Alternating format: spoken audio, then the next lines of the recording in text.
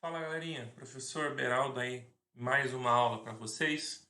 Hoje a gente vai aprender um pouquinho sobre os invertebrados. É uma aula rápida de invertebrados 1. O que demanda, o que tem dentro desse grupo dos invertebrados 1? São os poríferos, os quinidários, os plateumintios e os nematelmintios. Uma revisão rápida sobre esses grupos, né? Vamos dar uma olhadinha sobre eles depois mais a fundo.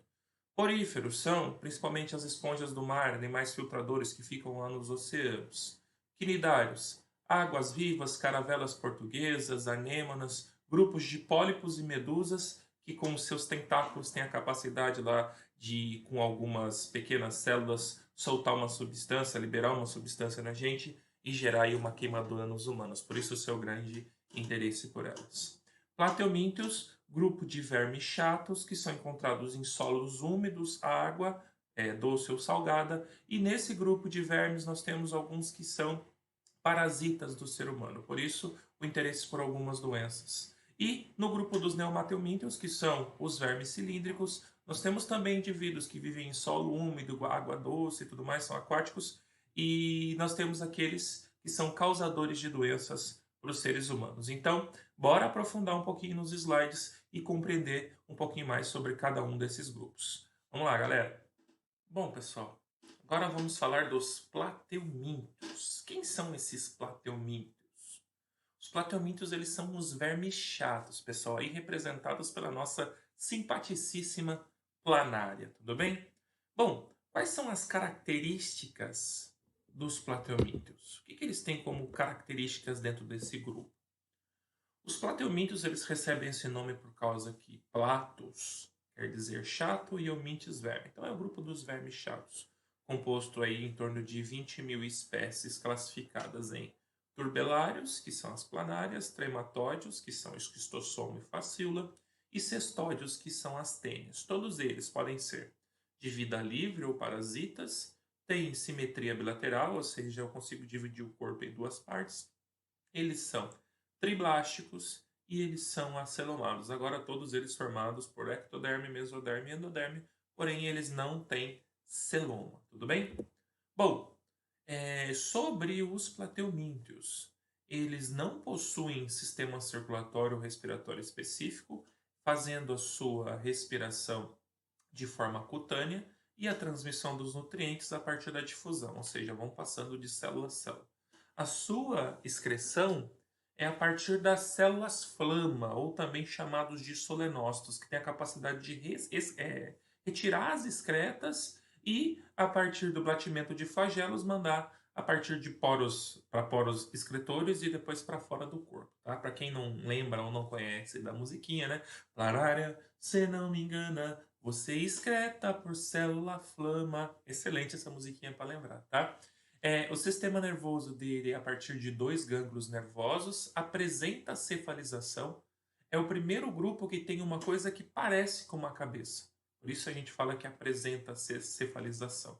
Tá? E sistema digestório incompleto, ou seja, ele tem uma entrada, mas não tem uma saída. É uma cavidade digestiva, aonde você tem no início dela uma faringe que é protrátil, ela consegue colocar para fora e para dentro, e a partir dessa faringe ela absorve os alimentos, né, e depois libera essas excretas, o que sobrou dessa digestão. Tá? Aí tá uma fotinha de uma anatomia geral de uma planária, né? Então aqui ocelos, estruturas fotossensíveis, aurícula, aqui seria a cefalização, aqui a região do dorso, depois a região do ventre, aqui é a faringe protrátil, tá? E aqui seria a boca e o poro genital, por onde acontece a reprodução. As planárias, os plateumintes, na verdade, eles podem se reproduzir de forma assexuada ou sexuada. Aqui, no caso, a sexuada está sendo representada pela regeneração. Então, eu peguei lá uma planariazinha, dividi em três segmentos. Um segmento formou uma, outro formou outro e outro formou outro, tá? Reprodução assexuada por regeneração.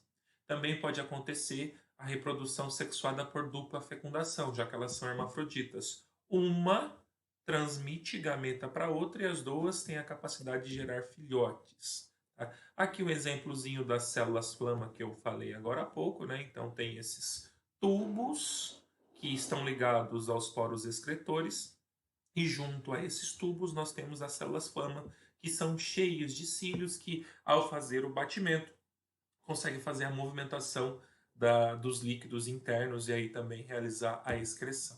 Tá? Aqui uma piadinha clássica, né?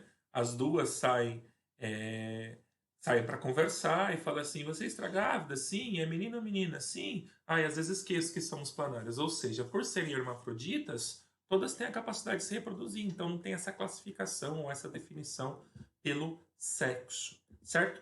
E aí chegamos na nossa parte que é mais cobrada nas provas e tudo mais, que é reconhecer as doenças causadas por plateumintos. A primeira doença é a teníase, causada por duas espécies, Taenia solium ou Taenia saginata, aonde a Taenia solium tem como hospedeiro os porcos e a Taenia saginata tem como hospedeira as vacas. Teníase também pode ser chamada de solitária, certo? As tênias, elas atingem no intestino de quem ela está parasitando de 3 até 10 metros de comprimento, tá? E dependendo do seu estágio de desenvolvimento que ela é absorvida, ela pode acometer uma outra doença que também é chamada de cisticercose, que é quando a sua forma incistada, que seria a sua forma resistente, habita dentro do nosso corpo, certo? Aqui no caso da solitária, pessoal, ela fica lá sozinha dentro do seu intestino, por isso o seu nome solitária, e ela tem a capacidade de fazer autofecundação, ou seja, os seus próprios gametas masculinos fecundam os gametas femininos e formam ovos, que são liberados a partir das proglotes, que são esses pequenos segmentinhos aqui no final do seu corpo. Então ela é bem longa e as proglotes já maduras no final com óvulos fecundados, né, e ovos, ela libera junto com as fezes, fazendo a disseminação da doença. No caso da teníase, como que a gente acaba se contaminando por essa doença? Então, uma pessoa vai lá, come carne de porco contaminada com o cisticerco que o porco adquiriu ao comer as proglotes ou os ovos da tênia adulta, certo? Aí você come esse cisticerco que você ingeriu vai chegar até o seu intestino, certo? Quando ele chega no seu intestino, ele vai romper esse cisticerco, certo? E aí você vai desenvolver a teníase ou a solitária. Quais são os sintomas de uma pessoa contaminada por teníase? A pessoa vai ficar com tontura, apetite em excesso, porque pensa que tem lá uma tênia de 3 a 10 metros absorvendo tudo que você tem de nutrientes, certo? Essa pessoa vai perder peso, vai ter anemia, vai ter muita dor no abdômen, porque, queira ou não queira, é um animal grande dentro do seu intestino. E a profilaxia principal para essa doença é o saneamento básico, porque se esse cara que está contaminado fizer essas fezes no lugar certo, nunca vai ter ovos de tênia espalhados pela terra para o porquinho comer. Ou no caso lá, se for a tênia saginata, para uma vaquinha comer. Tá? Agora, quando nós temos uma inversão de papéis, ou seja, o homem defeca, libera os ovos no solo, ao invés do porquinho ingerir esse ovo, desculpa, esse ovo acaba caindo na alimentação do próprio humano. Por exemplo, sei lá, consumindo vegetais sem lavar, que foram plantados em uma região onde estava contaminada com ovos de tênia sólio. Quando esse homem ingere esse ovo, ele vai formar dentro do corpo dele o cisticerco, que seria a forma encistada. O grande problema é que esse ovinho, quando entra no nosso corpo e libera o primeiro estágio larval, o cisticerco ele é principalmente formado no nosso tecido nervoso, sistema nervoso central, que mostra aqui nessa imagem, ó, esses grânulozinhos aqui no cérebro são cisticercos formados, que geram vários e vários problemas para o funcionamento do sistema nervoso central, certo? Então aqui, ó, o homem acaba ocupando o papel de hospedeiro intermediário, que era o porquinho. Agora o homem é o hospedeiro intermediário, já que ele é dotado do cisticerco. O que na teníase, quem é o hospedeiro intermediário é o porquinho, ele que tem o cisticerco e a forma adulta se desenvolve no homem, ou seja, o homem é o hospedeiro definitivo e o porco é o hospedeiro intermediário. Enquanto na cisticercose, o homem é o hospedeiro definitivo e outro homem é o hospedeiro intermediário, certo? Outra doença, pessoal, esquistossomose, causada pelo verme plateuminto chamado Esquistossoma mansoni. Tá? Essa doença também pode ser conhecida como doença do caramujo. E como que acontece o seu ciclo? Tá? O homem que está contaminado com a esquistossomose, ele vai fazer as suas fezes, é óbvio, no lugar errado. E essas fezes vão estar repletas de de ovos, né, de esquistossoma, certo? Esses ovos vão cair na água e vão formar o primeiro estágio larval da esquistossomose, que é o miracídio, que é essa larva aqui, ó, que é todinha ciliada. O miracídio vai nadar na água, vai encontrar um caramujo do gênero Bionfalaria e vai adentrar o seu corpo. Dentro do caramujo, o miracídio se desenvolve, se transforma em cercária e sai do caramujo e vai para a água. Quando essa cercária está na água e encontra uma pessoa que está ali com os pés na água ou nadando, ela perfura a pele dessa pessoa, certo? E vai cair no seu sistema circulatório. Aquela piadinha, nadou, coçou, pegou, tá? Entrou em um local que está contaminado com cercárias. Sentiu uma coceirinha, quer dizer que ela perfurou ali a sua pele e caiu no seu sistema circulatório.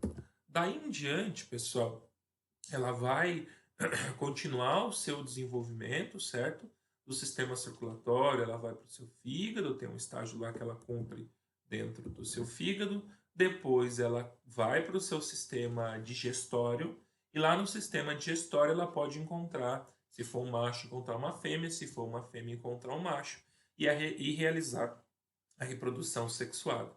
O que vai fazer com que as suas fezes saiam cheias novamente de ovos de esquistossoma mansoni, certo? E aí você fica contaminado. No caso da esquistossomose, o que, que a pessoa tem de sintomas? Primeiro, hepatomegalia. O que, que é isso? Pela alta taxa de